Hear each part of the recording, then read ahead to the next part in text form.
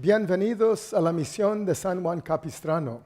My name is, as you noted, Rubén Mendoza, and that's pronounced every imaginable way, and it's always misspelled. But that has kind of led me into an understanding as an archaeologist of the role of objects.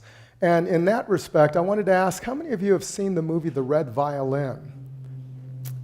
So, those of you that have not seen the movie should note that Samuel L. Jackson plays an art dealer and conservator who finds himself at the equivalent of a Sotheby's auction. And there's a red violin that is going up for sale. And there's all this intrigue behind the scenes, which I won't go into since this isn't a movie review. And in the process, the entire story of that one object is told through the course of that entire movie. And it's really kind of a heartbreaking movie about an individual who, at about the time of Stradivarius, is producing these violins, and they're beautifully made instruments. Well, he's excited. He's about to become a father, this craftsman, and then his wife dies in childbirth along with the child. And this may sound morose, but he takes some of the blood from his wife, and he mixes it into the paint solution, and he produces a reddish violin. So what do you think happened to that violin? And what kind of story can a violin tell us? Think about it. The many objects in your life are sometimes of sentimental value. Other times they're very utilitarian. They serve very practical purposes. Maybe you kind of hold those objects in really low regard, but you need them, right? Like a butter knife. How many of you have tried to spread butter with your finger? The reality is that the objects in our lives help shape the way we live our lives. And there was recently a book called Entangled by an anthropologist named Ian Hodder at Stanford University. And I began reading that, looking at it, and I realized that he sounded like he had gone way off the deep end, as most professors eventually do in life. But he took a singular object, and then he began to weave a narrative around it, kind of like that of the red violin. And I'd like to assume that each of you has at least one object in your life that you absolutely treasure, and that it has some special regard either to your heritage or to your future or to the present. And that object is imbued with so much meaning that you can't see yourself living without it. For example, the bomber pilots of World War II, before they would embark on the bombers leaving England, flying over Germany, for instance, they would often carry rabbit's feet, or they'd don a St. Christopher. Why? Well, there was a power inherent in that symbol. So I want you to think about the objects in the California missions, whether it's a painting on the wall, or the shutters, or the building in which we are, or the vigas, or the ladrillo floor tiles. All of those were produced by the hands of an individual who intended them for that building or that place or that context. So when I show you these images, I'd like you to think about an object that has particular regard for you and how that object has maybe forced you to change your way of living. For example, have you ever stumbled over something in your house that just stays in the same place and you keep tripping over it, but you leave it there and it forces you to guide yourself around it? Objects do have a way of dictating to us and mediating the way in which we live and interact in a given environment. So when you think about the missions, think about that. For example, the mission bell. The mission bell represents many different things to many different people. To the friars, it represented the many prayers that they would say through the course of the evening. They would start early in the day. They would pray every few hours, midnight, 3, 4 in the morning, 6 in the morning, and then it would start all over again.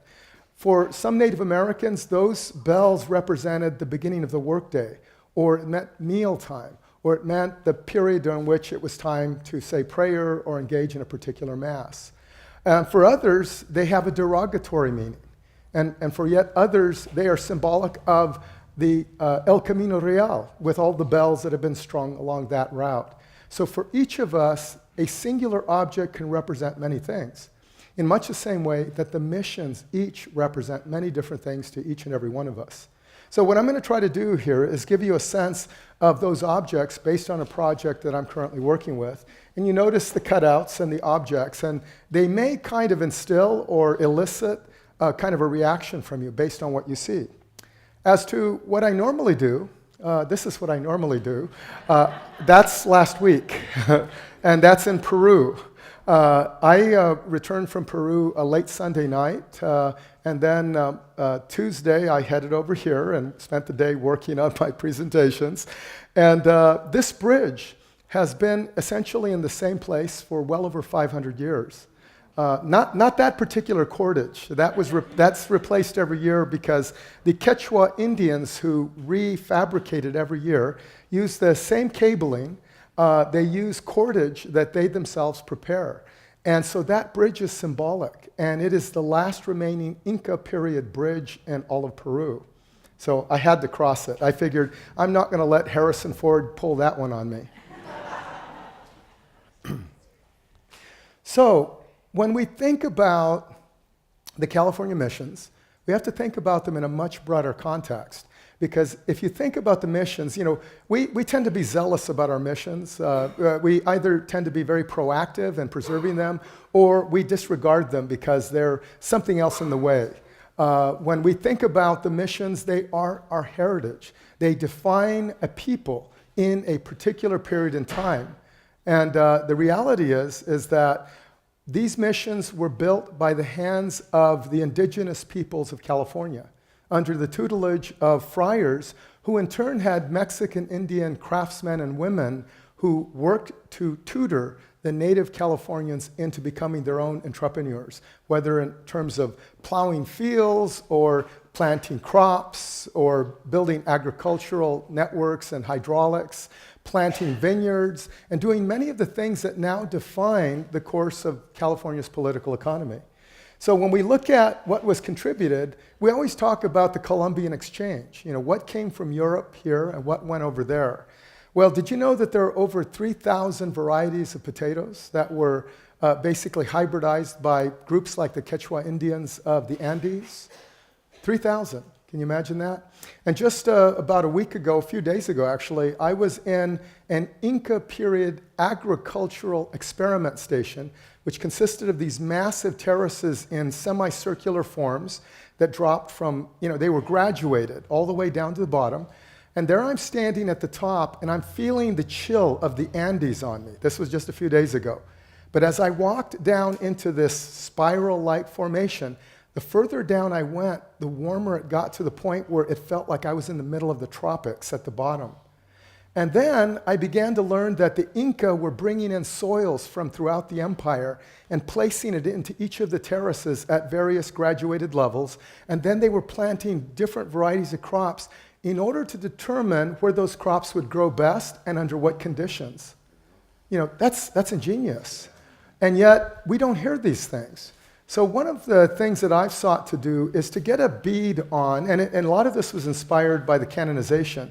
Michelle and I were at the state legislature in Sacramento, and a day before a legislative session, which was to determine whether they were going to remove the Sarah statue from Capitol Hill in Washington, D.C., I was asked if I'd be willing to make a statement supporting the retention of the statue.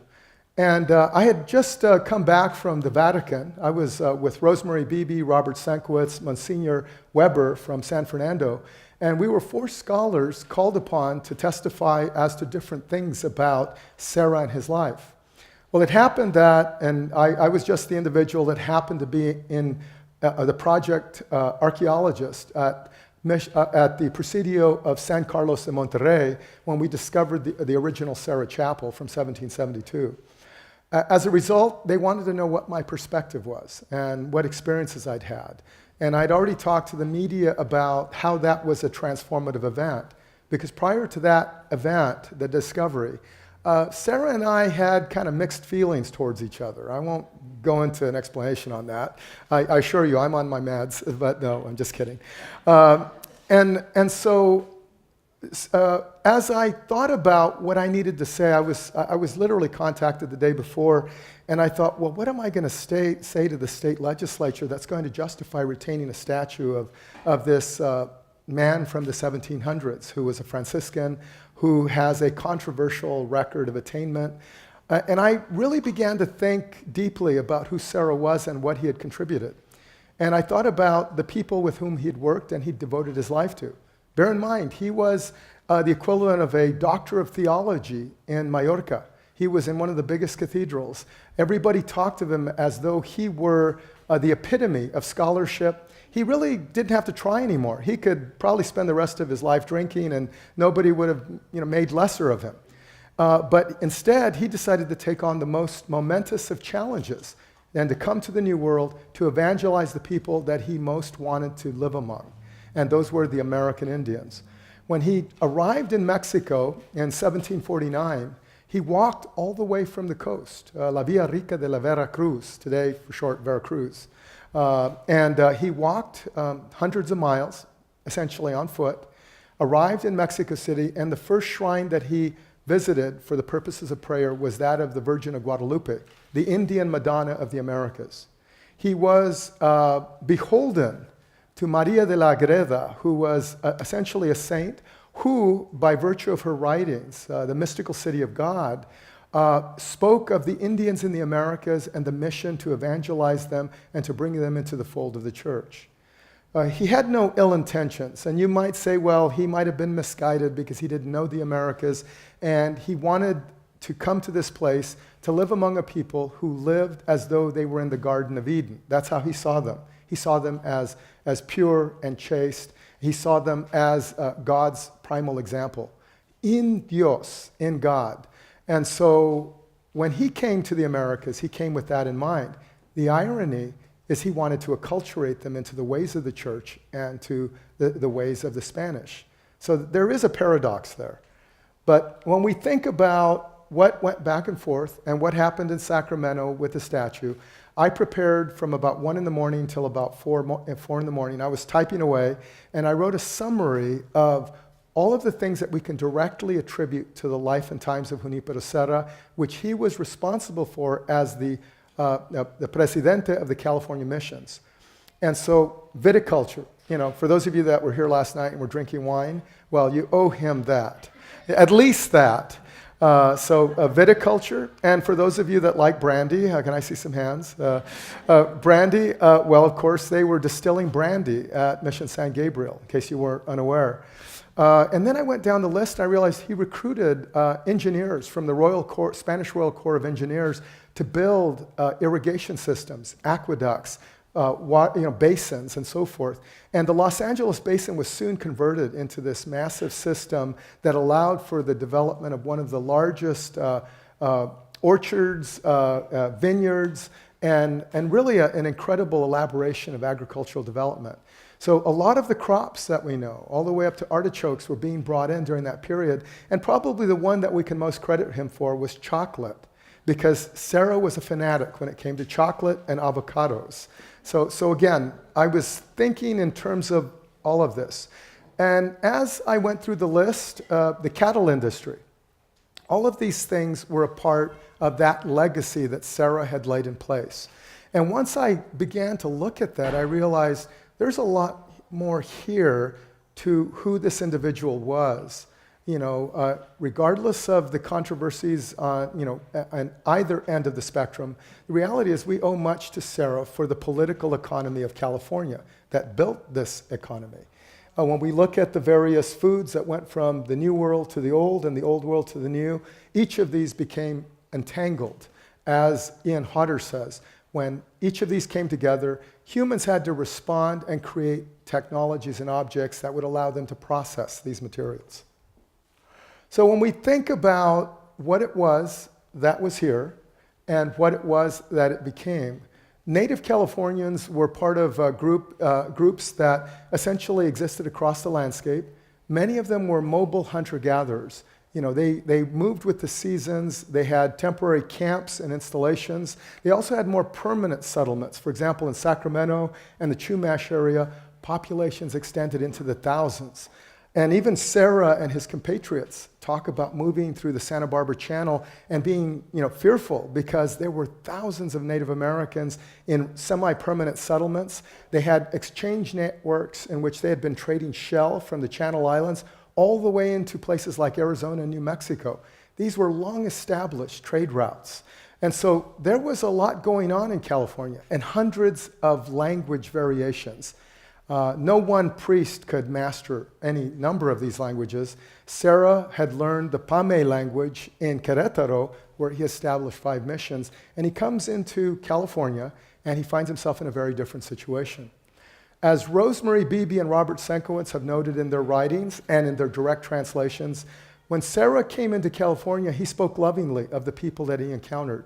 He talked about their friendship, their kindness, their generosity. He talked about wanting to be a part of who they were. And again, the irony was he was an outsider. So he was, by virtue of being there, changing them. Here we see literally a feast day of the Catholic Church at Mission Dolores being celebrated in tribal regalia, used from the most remote times. So there is this hybrid where we have a kind of an admixture of the indigenous and the Hispanic and European. Well, there are other factors involved in your mission. At Mission San Juan Capistrano, for example, you have paintings that were being essentially influenced by the Academia de San Carlos in Mexico City, which was part of the Viceroyalty of New Spain. This academy I visited last summer. I've managed to hit the American Southwest, prehistoric sites, and Mexico last year, and this year Peru, because my role has been to document Native American contributions and the Hispanic context within which some of those occur. Well, this academy was there to train Indian artists in Mexico to produce masterworks. And Charles III, under the Bourbon reforms, instituted a program in Spain to begin developing programs that would allow Native Americans to be trained in the fine arts. And then they would be sent out and they would help create the artworks that appear in the churches like San Juan Capistrano. I might note those were busts that were actually molded from Greco-Roman works and then brought to the New World as plaster casts, and they're still using them, believe it or not, as part of that academy. That academy is only a few blocks down, a few blocks east of the main plaza in Mexico City. Last week when I was in Lima, actually that was Sunday, you see things like this. How many of you have seen enclosed balconies, wooden balconies like this? Yes. Where did you see those? Oh, excellent, excellent. And that's where I'm going next. Insofar as, well, not in terms of travel, but in terms of talking about the extent to which the Spanish, the Iberian Peninsula, Spain, was one of the most conquered countries ever before 1492. We had the Greeks enter the region. We had the Romans come in. We had the Visigoths come rampaging in. We had the Moors, or the Muslims, invade in 711 AD, not to be confused with the corner liquor store. And then, of course, they were conquered in 1492. What's the significance of the latter date? Columbus.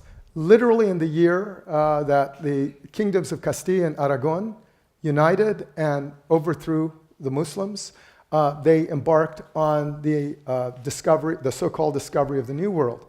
Well, despite 700 years of influence and oppression, because the Spanish felt oppressed under the Moors, but it was also a period of renaissance in Spain. It was then that we see some of the greatest arts ever produced. In fact, when I was there in Segovia, I visited the castle of Isabel and Ferdinand, and the entire interior is done up in Muslim tile and artwork. It's incredible. You look at it, and it's like it's a geometry of infinity. Well, despite the ill feelings that might have existed, the Spanish still drew upon the Muslims for brickwork, for artwork, for glasswork, for tile, and all of that then was brought into the Americas, and in South America in particular, they recruited many of these Muslim craftsmen to elaborate their churches, like the Cathedral of Lima. And these were intended for the elite and also for women in particular, you know, the veils and so forth, the burqas. Well, this was just an extension of that, so women could have privacy on their balconies. When we talk about the context in California, in addition to the architecture, which was fused with indigenous prototypes, you know, we often talk about adobe. Adobe, what is adobe? These are mud bricks, correct? Adobe is an Arabic term, and it's one of those terms that we can draw straight out of that relationship with the Iberian Peninsula and the Moors. So we have all these different dimensions that kind of interact, but the reality is, although I've heard that adobes were invented in Europe and brought to the New World, that's not true. The reality is, I just saw dozens of major archaeological sites in Peru. They're all adobe brick. And some of these are absolutely massive. Some of them would cover this entire site in a single mound operation. But hydraulics in particular, for example, the Chapman Mills at Mission Santa Ynez, is one of those sites that is often attributed to later craftsmen, but the missionaries and the native peoples of this site, the Chumash, had already worked diligently for years to build an entire network of aqueducts and basins here. Chapman's contribution was that of designing a mill operation, a wooden mill that would have been in this general area as part of that complex. So I'm really about trying, not so much for the political expediency of it or the political correctness. I just like to try to get my facts straight in terms of histories. Who did what? I mean, how many of you have worked on a project for a boss maybe who didn't always appreciate you, and he gets all the credit? And you're left with, wait a minute, that was my idea, and that was my project, and okay, I got a paycheck. Well, the reality is, I like to get down to the nuts and bolts. I want to give credit to those who actually merit the credit. And so sites like this, to me, are impressive. The Spanish Royal Corps of Engineers had been brought into California as early as the 1770s in order to undertake major aqueduct projects like that in the Los Angeles Basin. And one of my students, Scott Leyden, turns out, I mean, that doesn't sound like an early Californian, does it? Leyden? It sounds about as Irish as you can imagine. He looks Irish, and yet he is linked to all of the early California families. The Pachecos, and he goes back and has links to a woman who apparently got a little carried away during the De Anza expedition. The priest castigated her. She was abused by one of the men there, and then De Anza stepped in and castigated the man who had attempted to scold this woman, saying she had a right to her, the equivalent of an early rap tune. So. Okay, so when we talk, and I have a couple of slides here that emulate what I did last night, but again, when we talk about agriculture, ranching, all of this, again, was part of that early contribution that we identify with Sarah and the Franciscans, the Order of Friars Minor. And bear in mind that when we talk about the Franciscans, for those of you that don't have that context, what was their vow? What was their primary vow? Poverty, chastity, and obedience. Poverty, chastity, obedience. We could keep repeating it and turn it into a mantra. Well, as I noted last night, I basically did a site visit to it was an incredible catacomb of skeletal material, bodies piled up everywhere under this convent. But above it was this really opulent convent, Convento de San Francisco. And it literally had gilding on the walls, and it had the most opulent sanctuaries and chapels. It had these incredible living quarters. And after they built it to invite the Franciscans in, the first group of Franciscans came in, and they were horrified that they would be housed in such an opulent palace-like structure. Why would that be? Wouldn't you, if you were promised a Motel 6 like I was, no, I'm just kidding.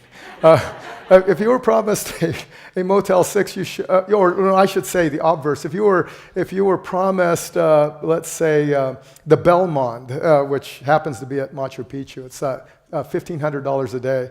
If you were promised that and you ended up in a Motel 6, how would you feel? Well, it was just the opposite. The Franciscans were expecting the equivalent of Motel 6, and they ended up in this opulent Belmond-like structure. And so what do? How do you react? You don't go for your chocolate.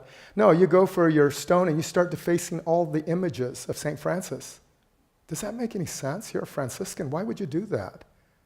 Because they don't want to associate it with. They did not want the Franciscans, and in particular their patron, St. Francis, identified with such opulence when there was so much poverty on the streets of Lima. That's how much the Franciscans cared about their oath. And it's very clear to me from everything I've read about Junipero Serra and the original documents there at the archives in the Diocese of Monterey that Serra cared deeply about abiding by the Franciscan oath. For him, poverty, chastity, and obedience was everything, which kind of explained why he would wear the hair shirts and do all these other things. He was trying to suppress those things that they bubble up in all of us. Well, he was not going to let that happen. And he sought poverty. He walked virtually everywhere despite a diseased leg, and he made the best of it. He walked hundreds, if not thousands of miles through the course of his time in the Americas, all for advocacy for various native groups. In the Sierra Gorda in Querétaro, Mexico, he staved off what would have clearly been a genocide. He intervened and stopped probably one of my ancestors on my father's side from having rampaged through the region and wiped out the last of the Pame because they were in resistance mode against the Spanish Empire. And he managed to negotiate a settlement which allowed the Pame to retain their land rights within the context of the missions, and they survived. They survive to this day, and they hold him in very high regard. So what changed? Well, I would argue very little changed except the social atmosphere. Serra was now in a region where you didn't have a monolithic language group like the Pame. You didn't have people who had a long tradition of stone masonry, major architectural construction like those of the pre-Columbian Pame. Now you were in a region with hundreds of groups, and sometimes they were in conflict with one another, and others either worked with you or did not. I am a descendant of the Yaqui Indian community, the Nevome, and I recently found out that there's a Nevome that apparently was tied to the San Diego Rebellion. And I thought about, wait a minute, I never considered this. His name is clearly Yaqui, and he is not from the region, and he was considered a medicine man. So you'd think the Yaquis who had created all kinds of conflict would clearly be involved. So. But when we look at these various traditions, ranching and all of that, like the rodeo, you wonder why rodeo sounds so much like rodeo in Spanish, or chapas sounds like so much like chaps, or riata like lariat. It's because those were the elements of this early Iberian tradition that entered Mexico and then eventually California. And with no offense to the Texans in the audience, the genetics has recently demonstrated that the Longhorns that Texas is so proud of actually came out of California. So I'll leave it at that. And of course, here we see some of that. The Vaqueros, the earliest cow persons in the region, testing their particular mettle and skills. They used to conduct bull and bear fights, as many of you probably well know. And when I was first excavating at Mission San Juan Bautista, I found bull and bear bones. And of course, I was challenged immediately. What are you trying to say, that they were running bull and bear fights here? And I said, that's precisely what I was saying. And then I showed him the painting from the late 1800s that demonstrated that. When we talk about the people themselves, they were a hybrid. For example, one of my colleagues, Jennifer Lucido, there at Cal State Monterey Bay, did a census of the actual inhabitants who colonized Monterey in the 1770s through 90s. And what she found was that fully 1/3 of them were African origin. Another third were Mexican Indian, and the last third were mixed Iberian and other, including Arabic. So it was a very mixed group. And you might say, were they really Spanish? Well, I would ask, are we really Americans? And we are a product of that diversity, whether we embrace it or not. Okay, now, this is the fun part for me. I've been working on a project in order to decontextualize, to kind of take objects from the missions, like whether it's that candelabra or the painting or the vigas, the headers, all of these little details. If you were to go through here and I were to give you an assignment to do an inventory of everything that composes this room, where would you start? With the hardware? Or the ceiling? Okay, with the ceiling. So you might count all the timbers, because that would be an easy thing to do. That's like what I did last summer, counting the bars in a skull rack built by the Aztecs. Anyway, I won't go there. Yeah, so you count the number of vigas. These are all typically hand adds. These are machined, and that's for your safety. But these would have been hand adds. And so you ask yourself, well, how would they have adzed these? How would they have prepared them? Where did they come from? And each of these beams has a story. For example, when I was excavating at the Spanish Royal Presidio Monterrey, I found oxen bones. These were massive bones. I'd never seen anything like it until I actually walked up to an oxen and its back was way up here. Has anybody here ever seen an oxen or ox? God, these animals are huge. Well, I then found in the historical record that during the construction of the early Presidio, they had oxen on site, and a couple of them died during the operation, and they instantly became barbecue. That's oxen meat. And so each of these has a story. In order to prepare one of these beams, you would have had to have gone off into those areas where either redwood or other suitable material was found. You would have had to use iron tools that would be suitable for cutting down the tree. Then, how would you have brought it down from the mountains or from the nearby hills? Okay, you could bring in horses. There probably wouldn't have been enough horses. There were plenty of cattle. There were some oxen. There were mules. Mules are a little bit difficult when it comes to timber. But nevertheless, that would be the next part of the story. And eventually you bring the beam down, and then you have to adze it and cut it so it fits the building that you are proportioning it to. So all of this is part of that story. So what would you then identify next insofar as the building, if you had to describe it? The walls. The walls are adobe brick. Do you know the dimensions of those bricks? And you might say, well, how is that relevant to my life today? I've got bills to pay. Well, the reality is that then allows you to begin to think about what they had to anticipate in building such a structure, how much labor went into, how many bricks a day could you build? How many could you craft? And what would that say about the nature of labor in the California missions? So all of these things become part of that. One of the key dimensions are abastecimientos, aqueducts, canals, fountains, and dams. For example, at Mission San Buenaventura, I don't know if you've seen this chamber that's used for redirecting water, and then there's a basin there so that the community could come in and draw from that.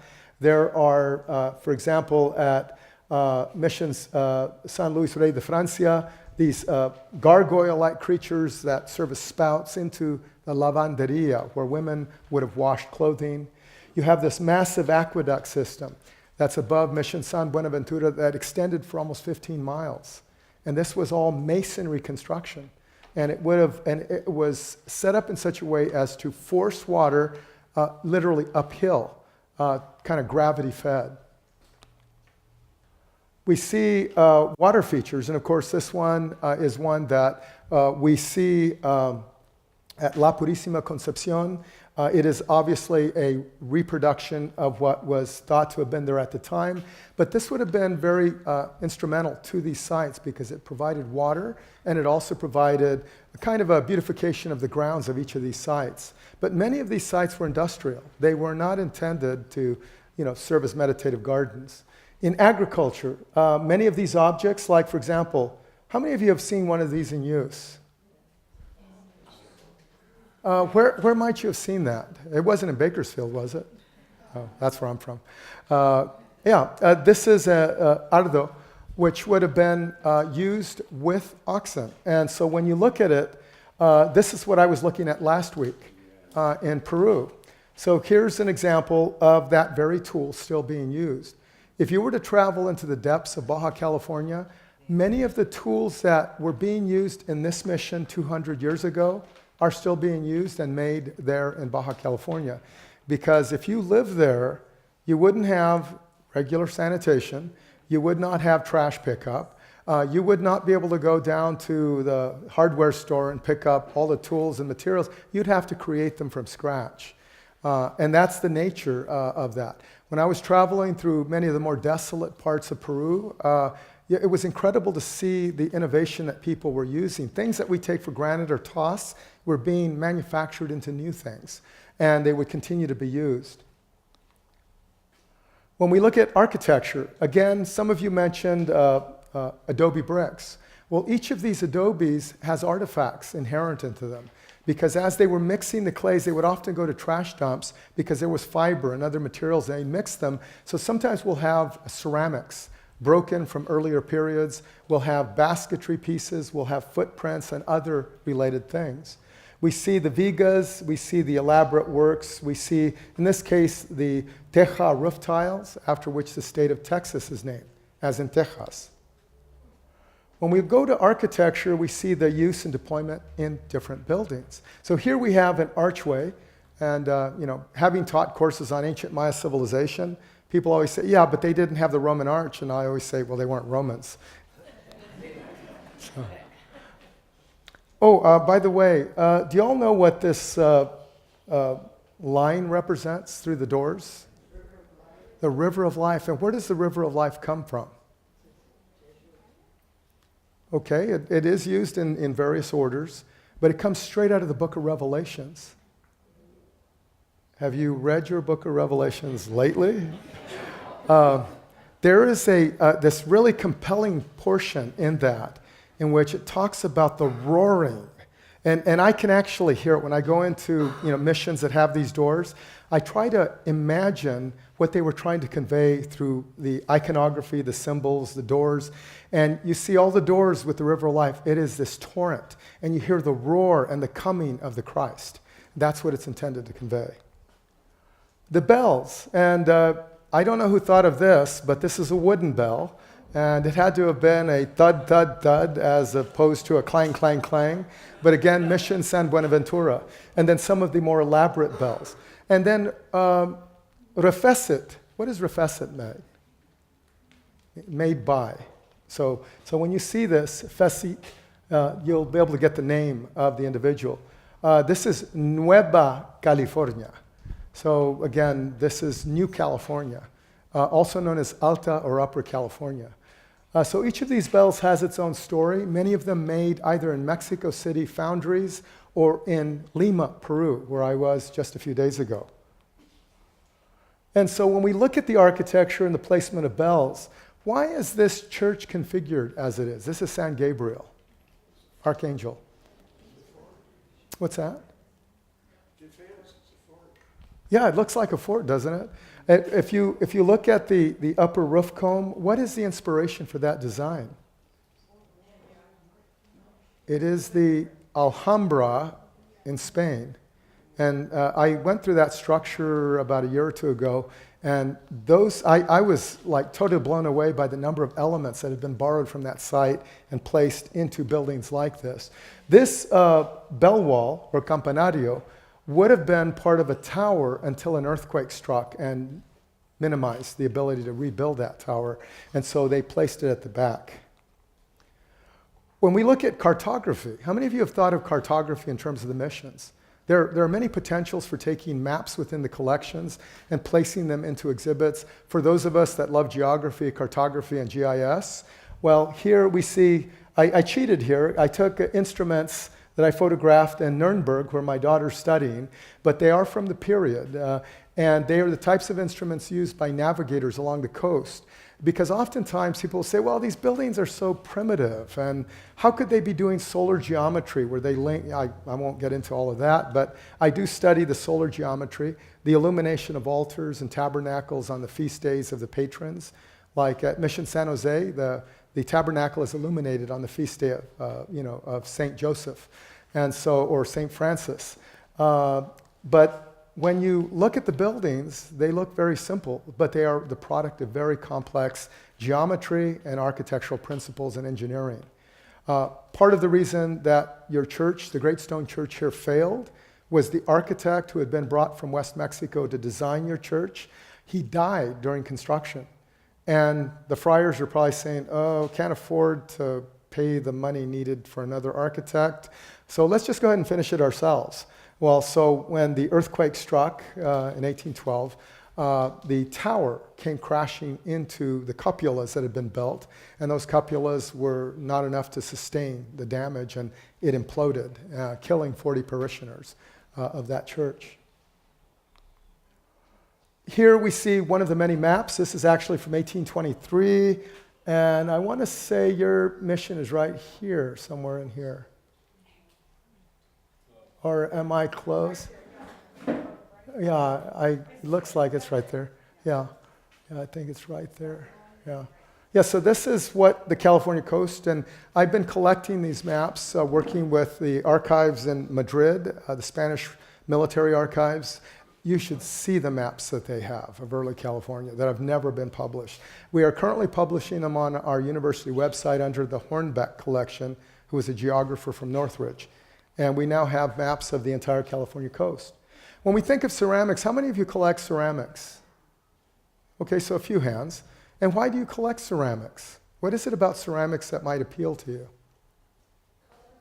Color, design, glazes, origins, maybe they have sentimental value. Handmade.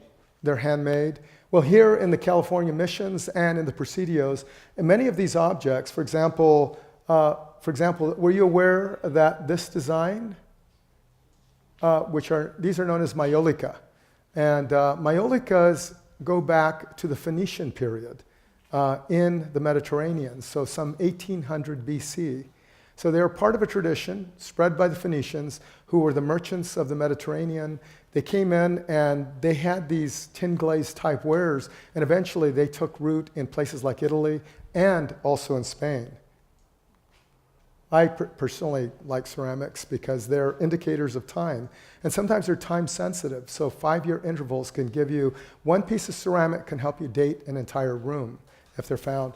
This is the way ceramics were often transported by sea. They would just simply place them into grain bins, and so they'd be stacked in this way and they'd come through intact, in case you were wondering, because some of these things are actually very fragile. I was invited to be part of an archaeological investigation by a gentleman by the name of Briner. He's the guy that invented the magnetometer for the US Navy to find sunken submarines, and then he put it to better use. He started finding Olmec monuments buried on the Gulf Coast of Mexico. He shared all his photos with me of those discoveries, and then he invited me to be part of an excavation of a shipwreck, and they had all these Ming Dynasty porcelains on the ship, and the entire crew had perished at sea, and the ship was a ghost ship for years, and then it crashed along the Baja California coast. And all of these Ming Dynasty pieces were floating up on the beach. And I thought about it, but he wanted me to come in April, right before the end of my semester, and I thought, I can't let my students down like that. I'm going to have to go kick some students now. But cesteria, or California Indian basketry, again, another critical dimension, because oftentimes ceramics didn't come into the missions.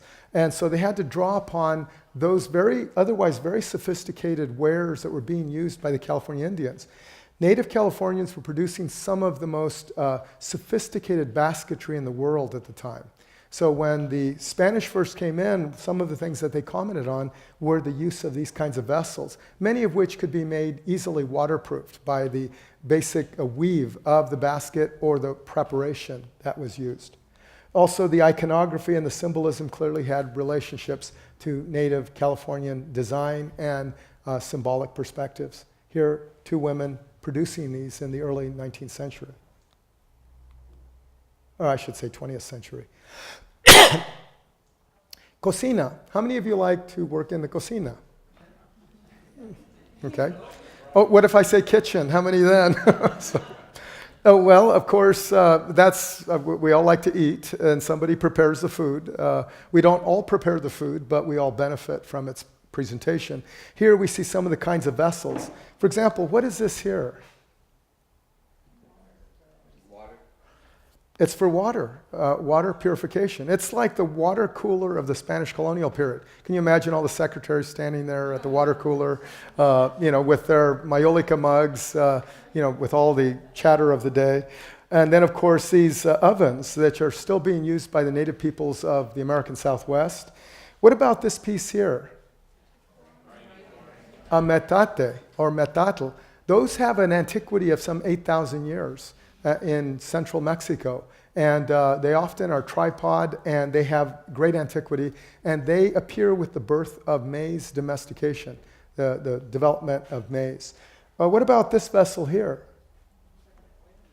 It is a large copper kettle. And when I was doing archaeology at Mission San Juan, we'd find fragments of these that were being redone. In fact, at the Presidio of Monterey, we actually found a rolled tube that turned out to be a smoking tube made out of the remains of one of these kettles. Apparently, we found documents that the priests there complained that the soldiers in the early 1800s, they would go up into the bell tower. They weren't being good Catholics. They were going up there and they were smoking tobacco out of these tubes. And we found one of those tubes at the base of the bell tower. So the priest might have caught them unawares. Oh, one other thing. What is this here?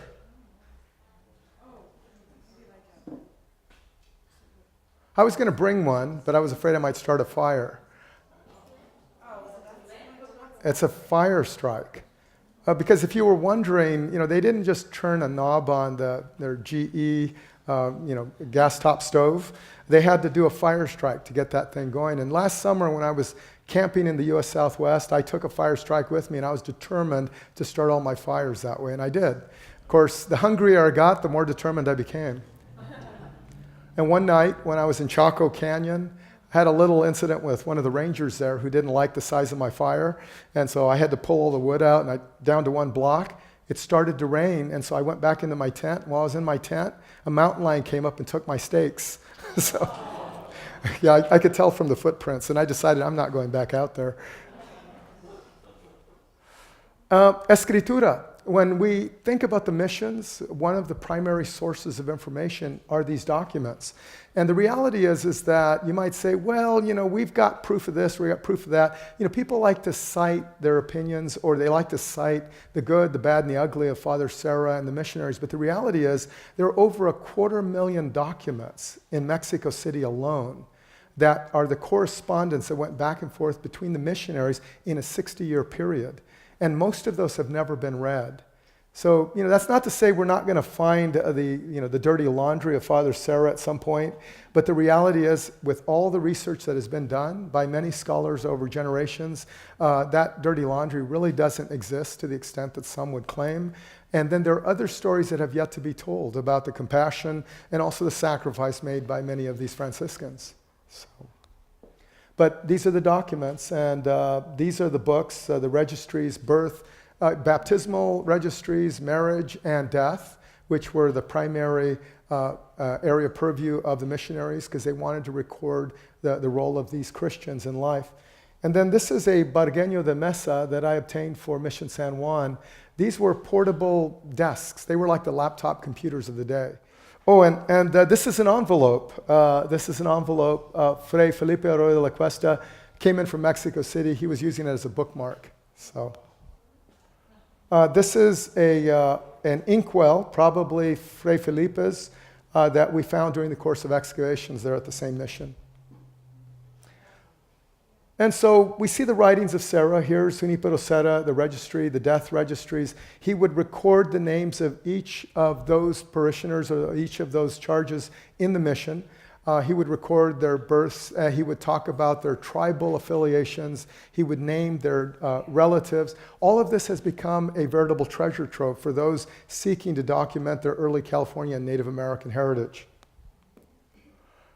Industries, mills, stills, forges, and candles. Here, this is a bellows. Of course, this is a modern recreation, but these bellows were being used with blacksmiths. We had candle making with tallow. We had the looms. We had the wine presses, and then, of course, the various mills used for grinding wheat and grain. If you want to see one of these mills in action, you might want to go to Mission Concepcion in Texas, San Antonio. I was involved in the UNESCO World Heritage nomination for the missions of Texas, and we were successful. But there they have a working mill, rebuilt in the 1930s by the WPA. And the wheat, has anybody ever tasted wheat that has just been freshly ground? Oh, it's delicious. I could see myself stuffing myself with that. I'd be covered with powder and looking really bad after a while. And of course, what is this on the left? Ah, yes, good. So, yeah, there we go. Do we know where it's from? No, what's that? Mission San Fernando. If you go down into the basement, Monsignor Weber, this is his best kept secret. I think he's still running the operation.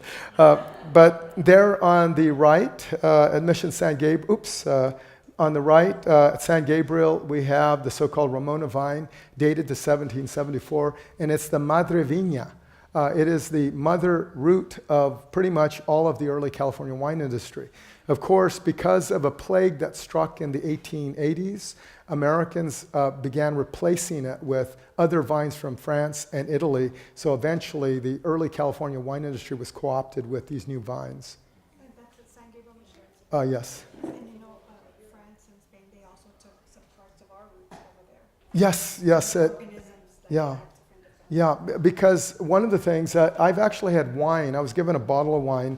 There was near Mission La Purísima Concepcion, there was a landowner who had this area. It was just a sand dune. And they actually found an entire early California vineyard under that sand dune. And it was still alive. And so they grafted it. They began putting it into cultivation again.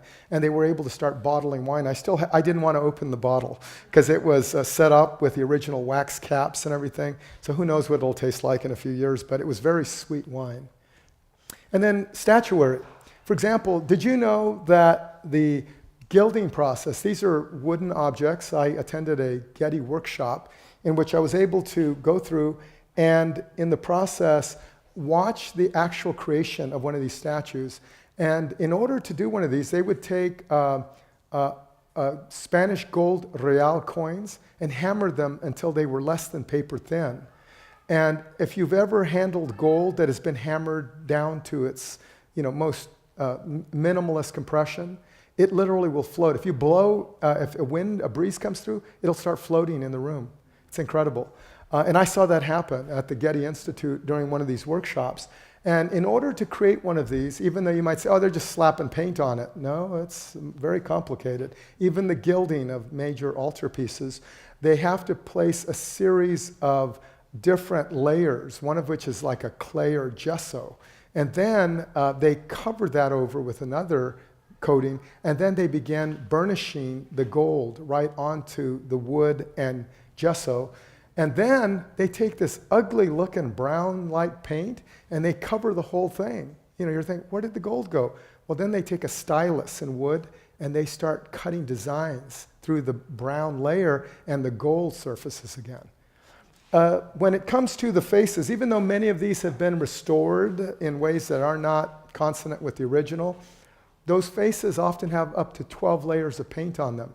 They will actually paint the veins through the faces and the hands, and then they come in with a almost transparent paint and cover that until eventually you get a flesh tone that looks authentic to an actual human. The eyes themselves, and this is one of the ways, if you're a collector, I shouldn't be promoting this, but oftentimes these statues, they will drill circular holes through the back of the head, and then they will insert glass eyes. And then they infix corks and they stopper them.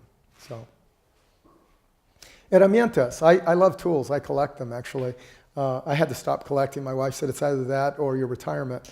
And so here I've been photographing various tools that I've been finding in different missions. And again, this is all part of it. The idea is to develop a glossary to give us a sense of how a lot of these materials were being created. We've done inventories of the hardware, both historic and modern recreations at each of the sites in the Diocese of Monterey. Here we see illumination or lamps. And of course, many of the lamps in the missions today are reproductions. I've heard horror stories about priests that didn't like the beautiful crystal cut chandelier because they thought it was too gaudy, maybe un-Franciscan, and so they had these things tossed onto the back dirt pile.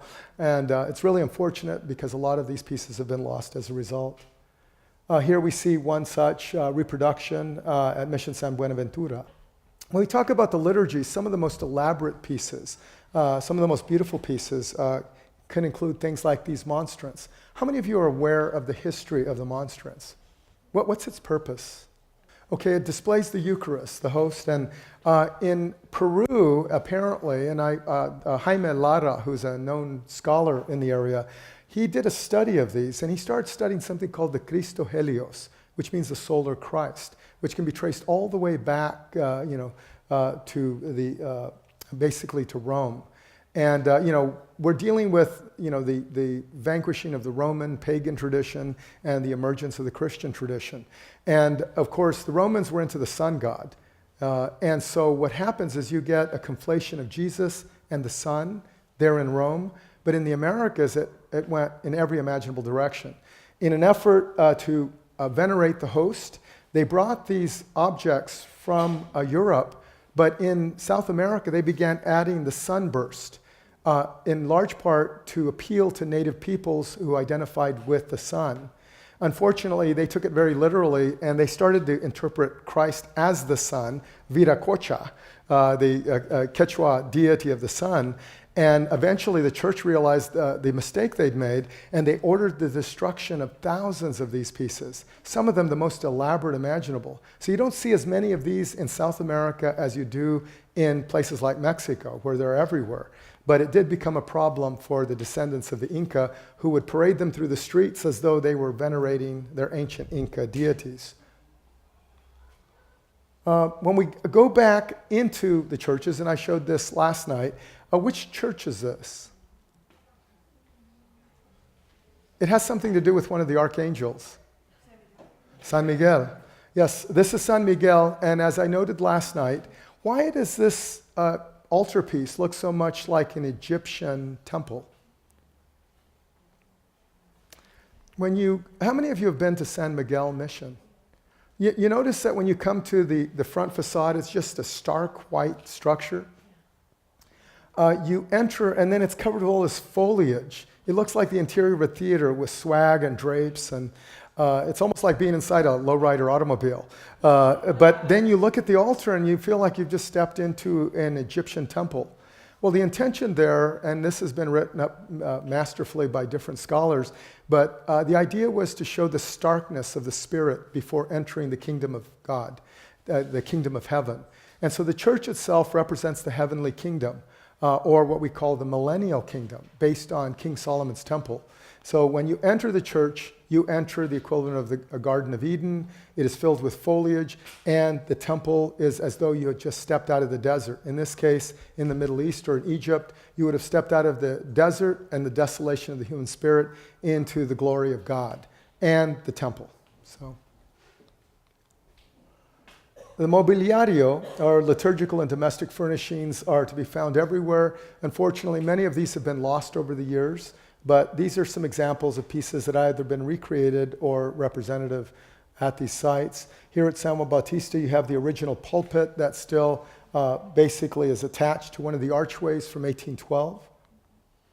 When we talk about one of the military elements, cannons, in this case from the fortress at San Marcos in Florida. How many of you have been to Florida and seen that structure? Yeah, it's very impressive. It's been used in the series Black Sails. Anybody here see Black Sails? It's one of my favorites. It's kind of like it's like Pirates on Hamilton, or Hamilton on Pirates. I don't know which way to go with that. But these are some of the kinds of elements that you would have seen. This is a piece that I acquired from a descendant of the Larios family. And anybody have an idea how that might have been used? No, but you're on the right track. Oh, what's that? Yeah, there's a hole in the top, and then right here, there's a priming. There's a hole and a priming pan. So you would have stuck phosphorus in here, a ball of phosphorus, and you would have lit it with gunpowder and fired it from the roof of a church whenever you saw the ships coming in off the port. And this was a way of signaling the community. When I was doing archaeology at Cholula, Puebla some years ago, I made the mistake of deciding that, my students were all in the rooms downstairs. The only room left where I could have some privacy was the equivalent of the greenhouse on the roof. It was completely open to the plaza below. So whenever I changed, I had to pull my pants up while laying on the ground because I didn't want to stand up. And the church was across the street. And I remember one night I had finally gotten to sleep, and it was a feast day every day there. They started firing fireworks off with one of these signal cannons right off the roof, and there were flames dropping down on the courtyard. That was an incredible experience. And of course, the military and the engagement, the Trousset painting there at Monterey in 1770, fancifully done, but nevertheless representative of the military's role. And how many of you have thought of moneda, or the coinage used in the missions? Because there was coinage being used, especially among the civilians and the military and the administrators of the region. We do find these. I have found coinage in excavations on the missions. It helps to date the sites. I don't personally pocket the change. But in this particular case, I decided to purchase various varieties of coinage used during that period so as to kind of, I like sharing them with the fourth graders. Whenever I do tours, I've toured thousands of fourth graders. The minute I pull out a coin or a Spanish saber, they get all excited. And the idea is to give them a sense of that history. And nobody ever promises that I'm going to get the coins back. But so far, so good. We have some pretty honest fourth graders out there. And as I noted last night, the link to the American colonies is inherent in these coins. How might that be the case? I know some of you were here last night. Have you ever seen this symbol before? It is the dollar sign. Yes, and the early American colonies did not have a mint, and Charles III was actively bankrolling the American Revolution. Why would he do that? He was a Spaniard, and these were American rebels from the British Empire. Well, the Brits and the Spaniards weren't getting along too well. Their armada was sunk at one point, and they weren't very happy about that. And ultimately, Charles III, working with various diplomats and merchants, began smuggling guns through the ports at Majorca all the way to Louisiana and into the American forces. So they were actually bankrolling the American Revolution. And the monies being used were Spanish reales, like these. And so the Americans, perhaps as a tribute to that fact, and the fact that they didn't have their own mint, began using that symbol of the dollar sign to designate coinage. And that represents the Pillars of Hercules, and with a banner that basically runs through it that says plus ultra, which means further beyond the Pillars of Hercules to the Americas. Music, many of you appreciate music in one form or another. The missions were a cacophony of incredible classical music. And as Juan Sancho, who was at Mission San Antonio, was producing entire compositions that would have rivaled those of Europe in the finest of churches. But this is the New World Baroque Orchestra. So if you ever get a chance and you're in San Miguel, this is a group that plays. Piedras de muela, or groundstone, were of Native American and, of course, Mexican Indian tradition. This was the way food was being processed. And then, of course, the various paintings. And if you look around you, we have reproductions of paintings from the 19th, early 20th century. But every mission church had its own paintings. And oftentimes, Native Americans would compete to pay for the installation of elaborate pieces in each of their churches.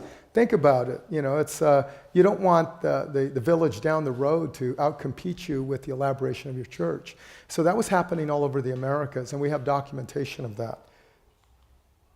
Here we see one such painting at Mission San Gabriel, which is in dire need of restoration. And then textiles. I include this painting, which is a rollout. These were often set up in tubes on rollers, and this is how many of these paintings arrived at the missions. Bear in mind that the missionaries were typically itinerant, so they took their liturgy with them and they went from village to village. When they finally settled into a given mission, they unrolled or unfurled their paintings, hung them from trees, rang bells, and brought congregations together of native peoples. In this particular case, anybody know the history of this painting? Well, it was in the newspaper, wasn't it? Yes, it was. About the whole series? Well, this particular painting was found here in California, stuffed into somebody's couch in San Francisco. And it was, I don't recall how they obtained the couch, but when they went to clean it, they found that painting stuffed in there, and that painting is probably worth hundreds of thousands of dollars. And it's important for a variety of reasons, but it shows a soldado de cuerda, which were the types of soldiers basically maintaining law and order on the frontier, with his child and his wife. Or we assume it's the wife. But he's also smoking a cigarette, which probably today would be a problem when you're smoking in front of your infant child. And he has his musket there at his side. Tradición indígena, native traditional items occur in each of these missions. Unfortunately and sadly, many of these pieces have been removed over the years for a variety of reasons or been destroyed. I just read of an individual who went to great lengths in Peru to save, those wooden balconies. He was an architect and he saw that many of these were falling into disrepair. So he began purchasing them. As buildings were being destroyed, he would purchase them, he warehoused them, and then one day the warehouse in which he had all these incredible pieces caught fire. So sometimes the best intentions don't always work that way. But in the case of Mission San Juan, for instance, I was looking at the Smithsonian website, and one day I was doing searches of different items from different places, and I found a prayer card. We have we have its companion there at the mission in the exhibit, and I locked it down. Well, in the 1930s, one of their curators was going through the missions, and he happened to see it in a museum exhibit hanging on a wall. So he just took it down, took a few notes, and took it to the Smithsonian without asking permission for its removal. So those are the kinds of things that can be repatriated. And then finally, transporte. This is just one of the last categories. I could go on with many other categories, but I thought I would stick to some primaries. Transport. When you think of transport, this is probably typically what you think of in the California missions. This was actually a full-sized carreta, or ox cart, built on the basis of plans that I collected from a host of different sites where I measured out all the elements. And this couple out of the area of San Ardo reproduced it, and I got to record it for the first time as it was being moved and making its squeaky noises. And they brought out these two giant oxen. And it now is at I think it's the Garcia Adobe in Northern California. So it'll probably weather away there, but it's an example. When you think of these carretas, remember these are just the industrial vehicles, the ranching types of transports that would have been used for carrying raw foodstuffs. But what other kinds of vehicles might have existed in early California? Because we did have the makings of an El Camino Real, not the one that we know of today, because each mission was connected to each presidio. There were 4 presidio districts. So the idea of one long El Camino Real is a falsehood. That didn't happen until the 1920s with the American Automobile Association. They created a map to show how you could get along the El Camino to each of the missions. The reality is each of the missions was connected to its presidio, and that was for security purposes. And of course, you could travel in between, but that wasn't really the intent. So the idea that they were all a days apart is not quite accurate. But bishops, for example, would have their own carriages, and they didn't often visit the missions, but when they did, they came to consecrate holy ground. And everybody wanted to be buried in holy ground. And that's why many of the mission cemeteries are stockpiled with people buried one on top of the other. You didn't want to be left out of heaven, and the only way to get to heaven was to be buried in ground sanctified by the church. So hence, and it's not that they were mass burial grounds, it was just that it was poor urban planning. You designate a small plot, and then it continues to be used for 150 to 200 years and well beyond the life of the mission proper. So a lot of the stereotypes that we think about, a lot of the things that we think about with respect to the missions can be examined and interrogated through individual objects to give a sense of how it was that people lived in that particular time. And I close with this as an acknowledgement of all of those of you that are curators, contributors, donors, those who care about these historic sites.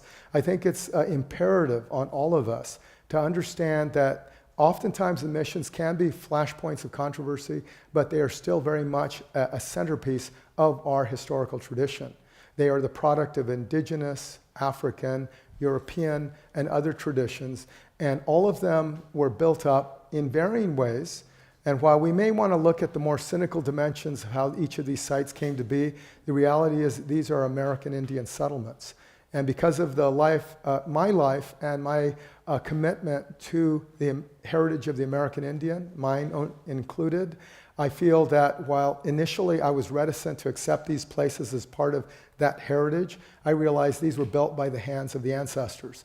And so we need to respect them as sacred places. And in so doing, we need to understand the broader histories and kind of the hybrid traditions that brought them together. Their preservation is incumbent on us. And so when you look at these places and you see the damage that has accrued over the years, we can look back and point fingers saying, well, they should have done this and they should have done that. Well, we don't want you to be those people. We want you to be the people who helped, leverage the history of these places, the heritage of these places, and the community that they represent, that you are a part of the solution and not part of the problem. Thank you.